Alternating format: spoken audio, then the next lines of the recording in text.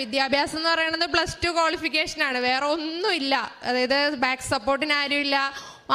സത്യം പറഞ്ഞാൽ ഞാൻ ആ 3 മാസമൊക്കെ അനുഭവിച്ചെന്ന് പറഞ്ഞാൽ സത്യം പറഞ്ഞാൽ അമ്മ മാതാവാണ്. ഞാൻ ഉറച്ച് വിശ്വസിക്കണു മാതാവ് ഇടപെട്ടില്ലായിരുന്നെങ്കിൽ എനിക്കിപ്പോൾ 20-ാം തീയതി 21-ാം തീയതി ഞങ്ങൾ പോവുകയാണ്. ഞങ്ങൾ രണ്ടുപേരും ഇവിടെ വന്ന് അമ്മയ്ക്ക് സാക്ഷ്യം പറഞ്ഞിട്ടേ പോവുള്ളൂ എന്ന് പറഞ്ഞായിരുന്നു.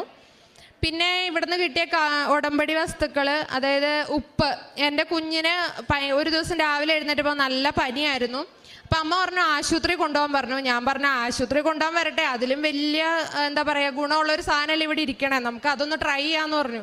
ഞാൻ ഉച്ചയ്ക്ക് ഇച്ചിരി കഞ്ഞി എടുത്തപ്പം അതിനകത്തേക്ക് ഉപ്പിട്ടിട്ട് മാതാവിൻ്റെ ഫോട്ടോയുടെ അടുത്ത് നിന്നിട്ട് ഞാൻ ഇങ്ങനെ പറഞ്ഞു, അമ്മേ എൻ്റെ കുഞ്ഞിന് തീരെ ഛർദിയാണ്, നല്ല പനിയാണ്, ഉപ്പിട്ട് ഞാൻ കഞ്ഞി കൊടുക്കാൻ പോവുക, ഇനി ബാക്കി അമ്മയുടെ കയ്യിലാട്ടോ എന്ന് പറഞ്ഞു.